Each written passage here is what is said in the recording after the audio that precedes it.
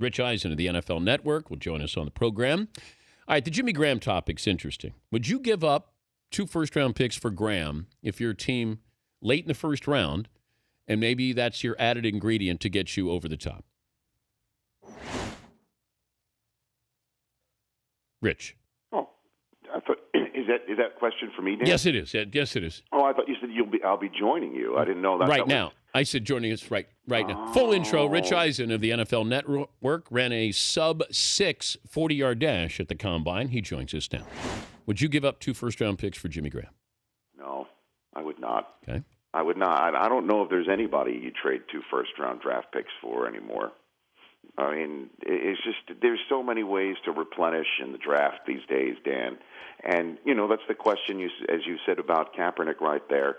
I think we're going to get to a point where quarterbacks are going to be drafted all the time in late rounds, and you're going to see teams try and replenish the quarterback position as opposed to paying somebody all this money before they've won anything. Would you pay Kaepernick $20 million? Absolutely not. Absolutely not. I wouldn't do that. Not yet. Okay, but not right now. I mean, I agree with you that you let them go and show that they can do it, even though he has taken them to the precipice. But in all due respect, I think he's obviously more talented than the person I'm about to mention. But Mark Sanchez, in his first 2 years, took the Jets to AFC championship games. Well, I think he was along for the ride. Well, everybody says that about him, and that's, yes, he did. But, Kaepernick, you could say the same thing in a way. I mean, clearly he did play games like the one that he did against Green Bay and what he did against Atlanta. But he's got a great running game and a great defense. And why they are similar situations in just describing it. Obviously, I think Kaepernick, like I said, is far more talented. But in this day and age, I mean, you take a look at what's happened with Stafford's contract, Cutler's contract. They're talented quarterbacks, but Stafford hasn't even won a playoff game. Okay, but what do you do when you get to that point where it's either pony up or part ways? You have to. Somebody's going to one of these teams is going to end up parting ways. I thought it would be the Bears this year. It wasn't. Yeah. And if I'm a team in the NFL right now, I'd be all over McCown. And I know that sounds knee-jerk as well, but why can't McCown be this generation's, for lack of a better phrase, or this decade's Rich Gannon, a talented quarterback who later in his career finds the team and the mix that he wasn't fortunate enough to find early in his career. I mean, why not go in that direction if you're a team in the NFL while drafting more and seeing who can be that franchise quarterback? I mean, in this day and age, like I said, if Kaepernick, after doing what he's done, which is, obviously playing at a very high level, but not getting to the Super Bowl more than just once, I mean, is that enough to be paid $18 million now? Is that it? I would wait. If I could, I would wait. And, I would say to him that we're in this together, but there's no reason for us to give you that money now. No, there isn't. Yeah. And we're not going, we'll pay you commensurate to what you deserve, and we'll do so when that time comes. And I would leave it at that. And I think that's why Seattle has an opportunity to win more Super Bowls in the near future. Absolutely. Is because they don't have to make that decision with Russell Wilson right now. And their coaching staff hasn't been rated. How many times have you seen coaching staffs get pulled apart because they've won a Super Bowl? Well, they lost their defensive coordinator to Jacksonville before they won the Super Bowl. That's correct. Which is kind of interesting. We're talking to Rich Eisen of the NFL Network. A couple other things here that, I was looking at Devin Hester. He's not with the Bears anymore. Probably end up with Lovie Smith in Tampa. We've seen Ray Guy as a punter get into the Hall of Fame. Adam Vinatieri is going to be a Hall of Famer. You got Jan Stenerud is the only place kicker in there. Devin Hester, we're looking at the specialness of what he does.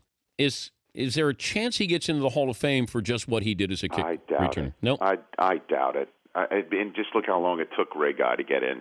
And Vinatieri, to me, is a Hall of Famer. I don't know how quickly he's going to get in, because the phrase that I heard used was positionism. I think Pat McAfee used that phrase this week on my podcast. He called it positionism.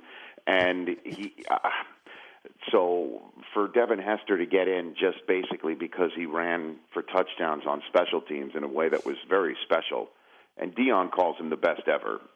And Dion clearly comes from a position to know. So I just don't see somebody at a wide receiver or linebacker position or wherever getting passed over for a returner. Well, I think Morton Anderson deserves to be in the Hall of Fame.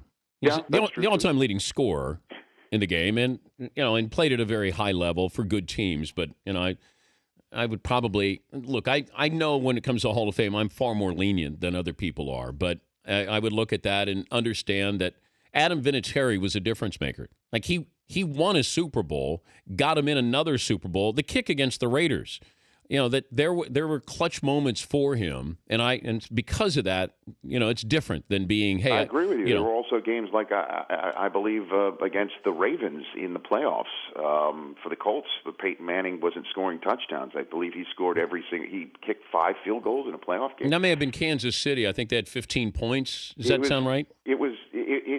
I agree with you, Dan. He is a Hall of Famer. But you take a look at guys like Jerome Bettis and Tim Brown knocking on the door. Still, right now, and then you flash forward to 5, 6, 7 years from now, and there'll be a logjam of a similar sort at another position. But not running backs, because I think the running back has been devalued. Therefore, I don't know if we start to look at yardage again and say if you get to like 10 or 11,000 yards, that's kind of a magical number. That used to be the line of demarcation there for running backs. That might get back up there because these running backs aren't running as often as they used to, or you have 2 or 3 running backs on your team. Yeah, well, Jerome Bettis was clearly a difference maker for his teams, and I think he should be in the Hall of Fame. I'm sort of I'm literally scratching my head right now. Oh, you are? Yeah. It's early in the morning out here on the left coast, so I'm literally scratching my head over that one. You sound a little down. No, I'm great. You sure? Yeah, I'm good. Everything good at home? Thanks for asking. Everything is great. Everything's here. good. Okay. Yeah, everything's good here. I mean, we're getting to that part where Zan, the oldest one, is waking up in the middle of the night with any excuse to get up. The middle one, Cooper, we got him up. He was up at 2 a.m, just playing, just playing. He's literally just playing cards at 2 a.m. Just chilling. Yeah, just chilling. Yeah. And then we got the 6-month-old, which is, as you know, it's just that's potluck with her. But other than that, it's great, Dan. Have you shut it down, though? That's it? Oh, the shop is closed. Oh, it is? Oh, yes. Okay. All right. Yeah. Yeah. It's just in. Yeah. Rich Eisen. Mm-hmm. No more kids. I didn't know that was breaking news. Oh, it is. I got to 3, and then my wife said, I don't like this number. And then all of a sudden, you're talking about having a 4th child. It was a numerology issue? She just doesn't like 3? I have no idea. Like, I'm bringing my 3rd home, and my wife's saying, yeah, I don't like the number here. Oh, my God. And I'm going, well, let's just get home first. How about I get you a drink? Oh, my God. Are you kidding me? Oh, my God. And then there was a 4th. Yeah. There you have it. Yeah. No, that's not happening here. We like the number. 3 is enough. I'm curious about the next stop for Michael Vick. Adrian Peterson wants him in Minnesota. Yeah, Could you see him? Could you see him with the Jet? Where's Michael Vick going? I don't know, but Minnesota would be a good spot for him. It would be, and any place that gets him, it better have a great backup. And I know that that's always the talk about him, and it's legit. You better have a good backup. I don't recall the last time he played all 16 games in a season. So probably Atlanta. But he is a very popular player within the player base. Players love Michael Vick, and they revere him and for his abilities that when he's healthy that he may still have. Certainly, if Adrian Peterson, with all due respect to Christian Ponder, I'm sure he's just like, let's bring them all in. 2006, last time Vic played an entire season. Atlanta. There you go. So, I mean, I'm sure Adrian's thinking, let's bring them all in. Well, I've got my window of opportunity here. Let's do it. And I like their coach. I think who they have hired is a great hire, and I think he's going to do really well up there. And then there's also a transition period. They're going to be playing outdoors for 2 years, and then they're going to get their new stadium. And so there's going to be an interesting dynamic that's playing out there. And I don't know if Vic is going to be able to stay healthy enough for 16 games for a team to go out and put all their eggs in his basket.